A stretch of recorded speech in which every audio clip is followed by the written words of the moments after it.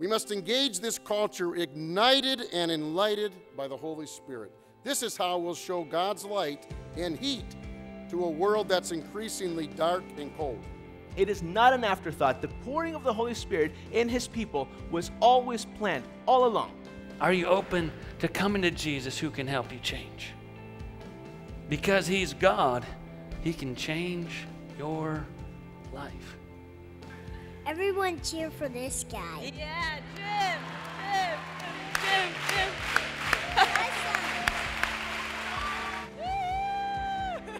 Friends, you don't need to have all of the answers in order to tell people about Jesus. You don't. You don't have to come from a family of pastors and missionaries in order to tell people about Jesus. All you really ultimately need is to have been with Jesus. Your essence precedes your existence. Your value, your knownness, your identity never is determined on what you do. Quit going back and putting this dead man on as if you're going to fix him. And what is true righteousness?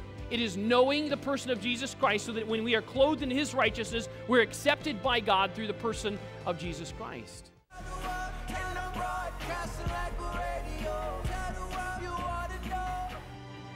Stand up for the cross and being proud as the ambassador for Christ, no matter what, even it means persecution. If we try to live within our adequacy and within our strength and within our comfort, we will not experience the fullness of the Spirit. We have to step out of our comfort and depend upon the Holy Spirit, take a risk, show some faith, get involved in ministry and mission, and then we'll experience the Holy Spirit. The power needs to be seen to be from God and not from us. We will no longer experience death because all we will know is life. From your story, I get a different perspective of life, and I also see what God is at work doing in your life and in your walk.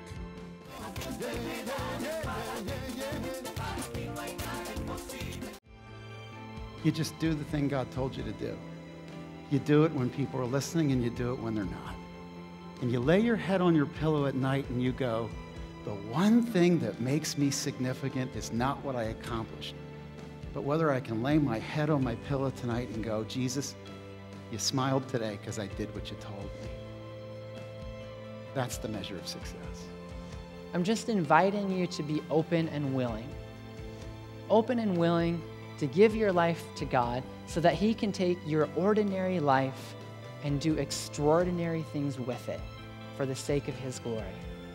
There is a grace so bright, grace, it covers the worst darkness in the worst of us.